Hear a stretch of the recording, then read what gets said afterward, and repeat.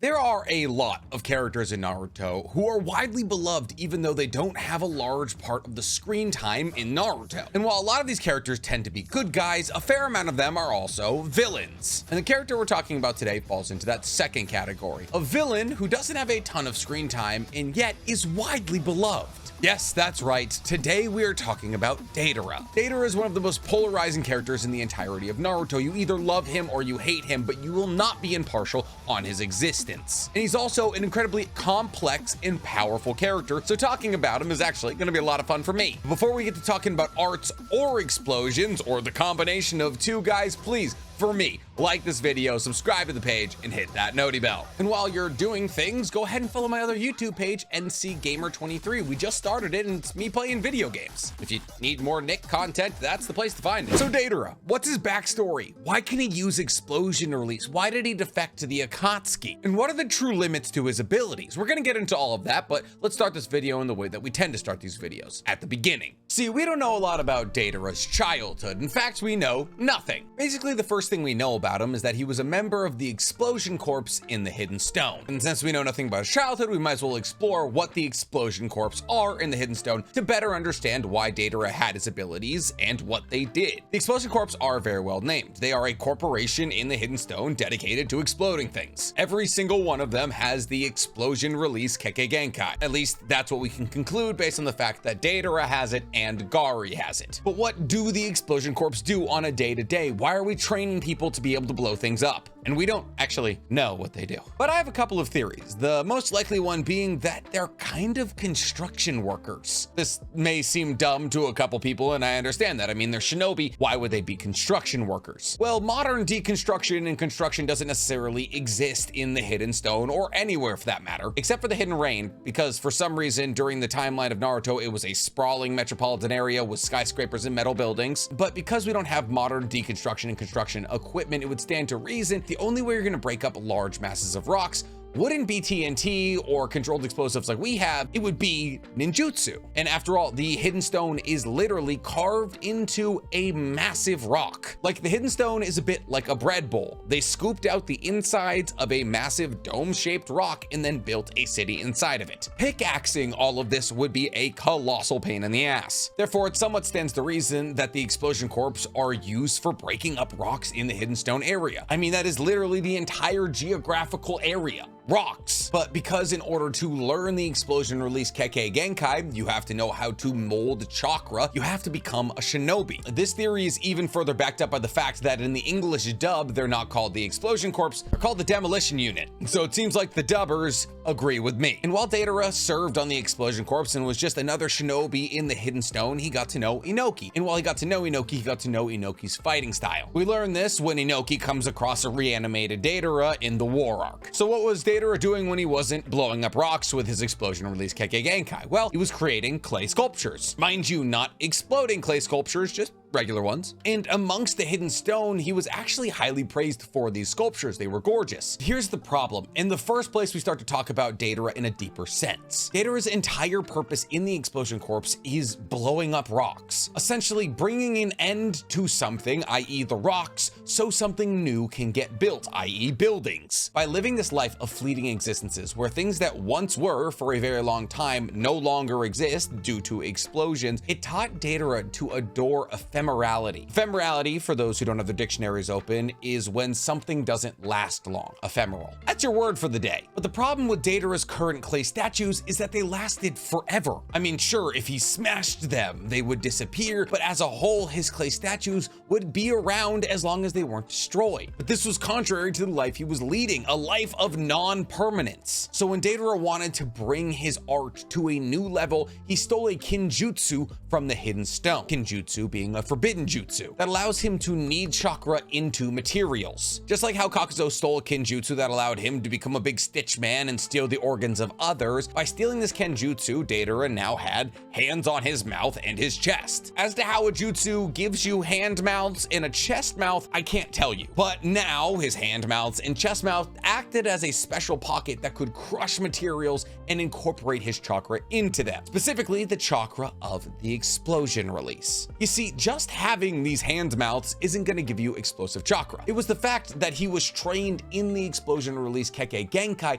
that allowed him to be able to create explosive clay. If, let's say, Sasuke got one of these hand mouths, he could add lightning release to the clay and then make lightning clones or something, but they would never explode. But here's the thing, most Kinjutsu are put under a pretty hefty lock and key. So he was pursued by Iwa, or Hidden Stone Shinobi, and he realized he could now use this Kinjutsu to incorporate the one thing he had on him, his clay, with his chakra nature, and therefore made explosive clay for the first ever time. He used this explosive clay to kill his pursuers, and in this moment realized his true art, the art of a single moment. You see, Deidara realized that his art, at least the way he wanted to express it, was more heavily focused on the moment than the subject. Think of the Mona Lisa. The first moment it was completed, Leonardo da Vinci looked at it and had a moment with that art piece. And inherently, every moment had with that art piece after it gets hung in the loo is different. It's different because every single person is going to see the Mona Lisa in a different mindset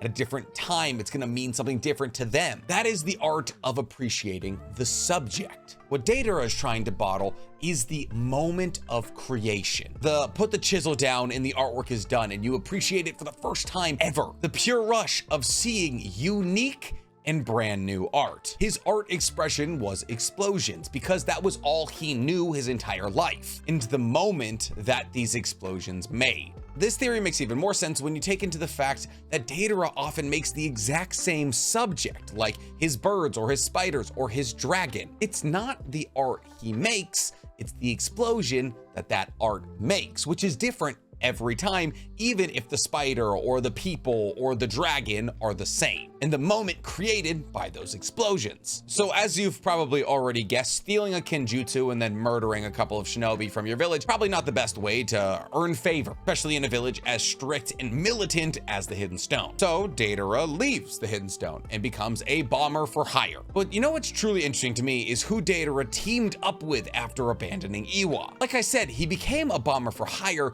but for specific people, specifically insurgencies. We learned this from the third data book. He went out to other nations and sold himself as a bomber for insurgencies trying to take over their government. Say what you will about insurgencies, every single one has different reasons for being insurgent. But something about this is genuinely very interesting to me, because while it seems like a minor moment, I feel like it tells us a lot about Deidara's personality. One, insurgents taking over a government is inherently changing something. More specifically, it's destroying something, the current status quo and government. One could even call it the explosion of the past. And two, it makes me feel that Deidara is projecting his want to take over Iwa onto these insurgents. Unfortunately, there's no insurgency for him to tie himself to in the Hidden Stone, so he gets it out of his system by helping insurgents in other nations. But the only problem with being a bomber for hire, and a really good one, is that the bad guys, the Akatsuki, are eventually gonna bang your line. So Itachi, Deidara, and Sasori all set out to look for him. And when they found him, Deidara said no. Infinite Tsukiyomi is the exact opposite of what Deidara would want. It's infinite. Sure, it's heaven on earth and he would get to make clay birds as long as he wanted to, but that would be the opposite of a fleeting moment. Or as he would describe it, it's hack. But Itachi challenged him and said, hey, if I win in a fight, you join the Akatsuki. If you win in a fight, we'll leave you alone forever. And Deidara lost, handedly. Itachi just instantly caught him in a genjutsu. But this is a massively pivotal moment for Deidara. Not only did it now mean he had to join the Akatsuki, whose rules and ideologies he despised, it lit a fire inside of him. Fire that burned with hate of the Sharingan. Because if we're being real, the Sharingan was the reason Deidara lost, and therefore the reason Deidara had to join the Akatsuki. But once he joined the Akatsuki, he was paired with Sasori. And this pairing is actually very interesting because think about it for a second. Sasori and Deidara are both artists. Artists who deal in death, but nonetheless artists. Sasori makes puppets that mean a lot to him, and Deidara makes explosions that mean a lot to him. And therefore their personalities and their friendship was actually a lot closer than the anime and the manga depict picked. The anime does do a good moment of showing us their first mission together, when Sasori and Deidara are tasked to kill Orochimaru. This moment is non-canon, but also canon. What do I mean? Them going to fight Orochimaru is technically non-manga canon, but the light novel Akatsuki Hiden details about how their first mission was to go kill Orochimaru, which is canon, so it's weird. Regardless, Deidara and Sasori's first mission is to kill Orochimaru, so they hunt him down and eventually they find him. Well, I would more say that Orochimaru let himself be found, because Orochimaru was trying to test his grasp on Edo Tensei, and he had just got a brand new toy he wanted to play with, specifically the third Kazekage. Orochimaru and Sasori duke it out, and eventually Orochimaru realizes that his Edo Tensei technique isn't complete. Essentially, after seeing the puppet of himself, the third Kazekage is like, oh, I'm being used right now in multiple ways, and kind of just dips out of Edo Tensei. And it's at this point that Orochimaru retreats. But here's the thing, Deidara hates Orochimaru as much as he hates people with the Sharingan, specifically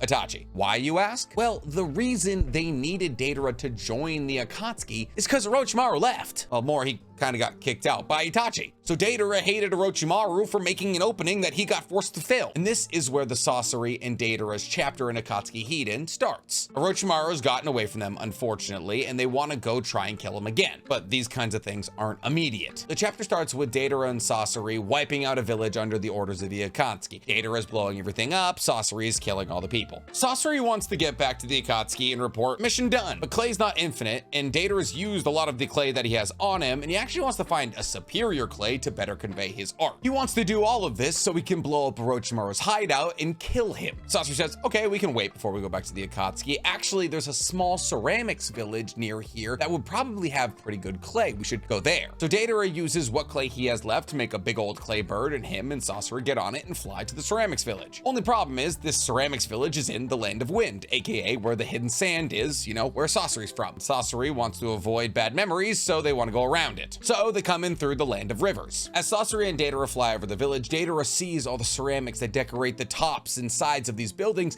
and pontificates about how beautiful it would be to blow all of them up. When they land on the outskirts of the village, they find a solo works woman in her house smashing ceramic pots. Deidara gets excited, assuming that she, like him, likes making things and then blowing them up. So he actually shows this woman, whose name is Kanyu, some of his work, you know, explosive clay. And she's like, that's kind of cool, I guess, but she's breaking her stuff because she considers it failures. Realizing that they have less in common than Deidara originally anticipated, Sasori and Deidara say bye and go to the village. The village is super crowded with salesmen and artisans running around with ceramics. And in the very center of the village, there's a mansion adorned with thousands of ceramic tiles. And while initially Deidara is very impressed with how many ceramics are in this village, he realizes that they're all kind of hack. Essentially, what Deidara realizes and confers to Sasori is that all of these ceramics are overloaded with color and texture, and they're too overdone, and Sasori actually agrees with him. And Sasori says years ago when he was there previously that the ceramic style was actually very simple and understated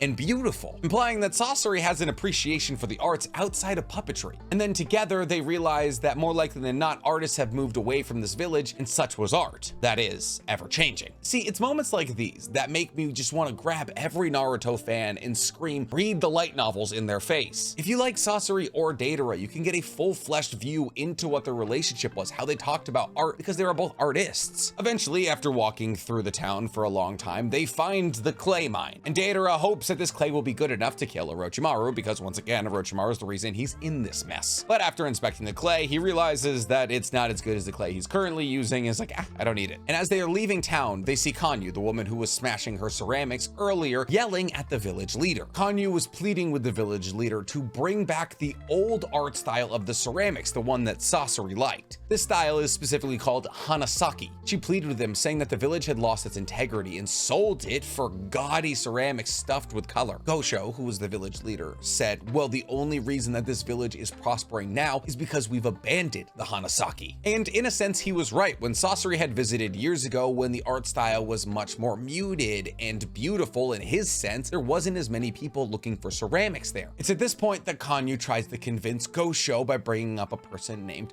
Mashu. And this leads Gosho to striking her. And when people from around see this and go to check on her, Goshu says, if you come over and help here, I will banish you from this village. He then ridicules Kanyu for pursuing art for art's sake, saying that anything that doesn't sell is worthless. But Deidara hears this, and he does not like those comments, so much so that he takes a small explosive and puts it in the pocket of Gosho, so as he walks away back to his mansion, it explodes and destroys his coat. Kanyu saw this and went over to Deidara and apologized for making a scene, but also smiled as she saw what he did for her. It's at this point that Sasori asks Kanyu what happened to Masho, implying that Sasori had known him before. Kanyu takes Sasori and Deidara to a shrine dedicated to Masho, a beautiful, simple, ornate shrine that looks like a flower but made of ceramics, a very difficult thing to do. And she explains that he was the creator of Hanasaki style and that she was his student. And in a pretty cool moment, both Sasori and Deidara tell Kanyu that they believe Hanasaki style is gorgeous, and they're sad that Mashu abandoned the village. Sasori goes so far as to say that many years ago, his grandmother, Granny Chiyo, had commissioned Mashu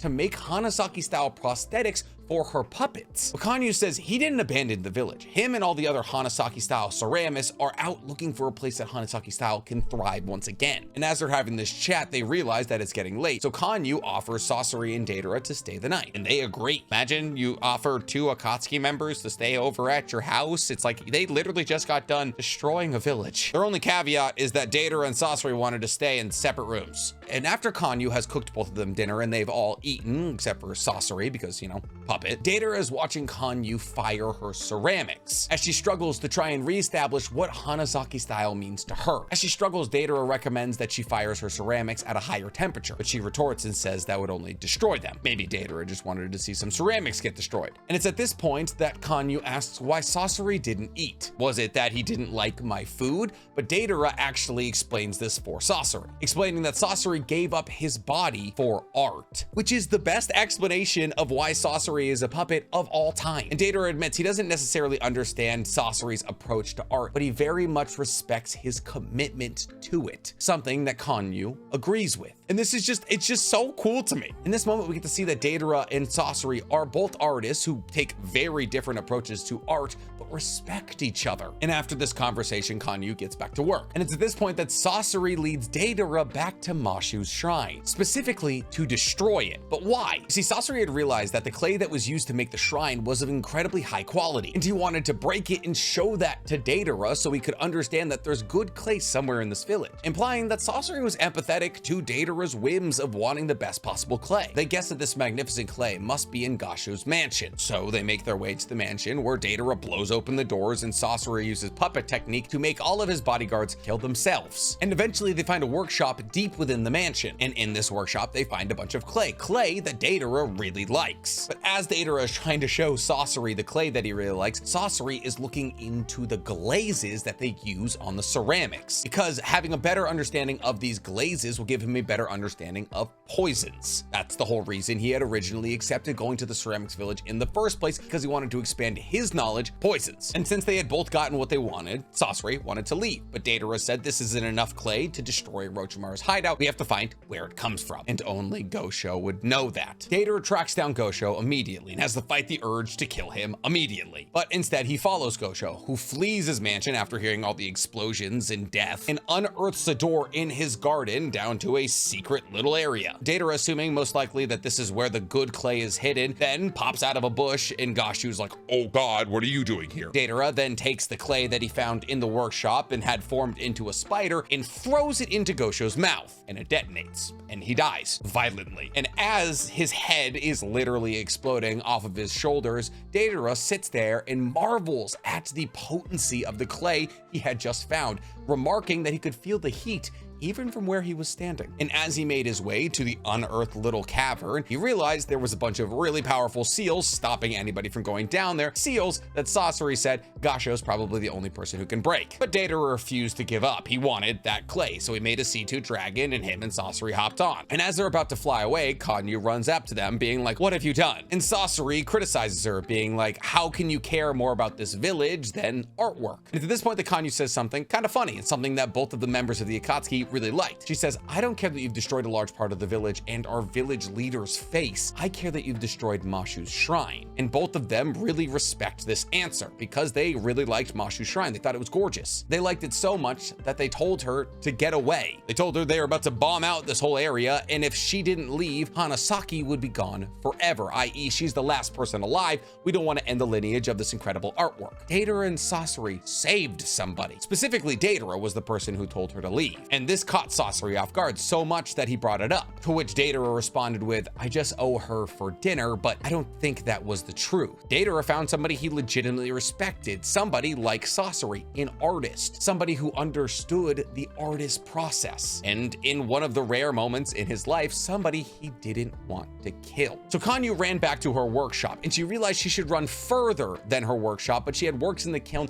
and she wanted to see how they turned out. So she saw Sasori and Deidara on their C2 Dragon unload its payload. And because she hadn't ran past her workshop and because she wanted to see the fired works in the kiln, the explosion killed her. And after inspecting the crater, they found the area with all the Hanasaki clay. But Deidara was upset because there still wasn't enough of the clay. But what there was a lot of was skeletons. And as they looked over the skeletons, they saw that one of the skeletons wore a necklace very similar to Kanyu. One of those skeletons was Masho. Sasori and Deidara realized at that moment that Hanasaki clay was becoming rarer and rarer in this area. There wasn't a lot to go around. So Goshu decided to kill Masho and the rest of the Hanasaki ceramists to make sure that the village wouldn't die with the dwindling amount of clay, opening up the village to different forms of art. And this is why Kanyu could never love her pieces, because she wasn't using the correct clay. And in one of the rarest moments in Naruto history, two Akatsuki members have an ethical dilemma. Deidara wants the clay. He believes it's of great quality, but he thinks taking it will truly kill Hanasaki. If he has all of the Hanasaki clay, no one will ever be able to make Hanasaki ceramics again. And Sasori disagrees with him, saying that true art is made in the face of inconvenience. Any truly fantastic artist will work around any problems to make a masterpiece. Good clay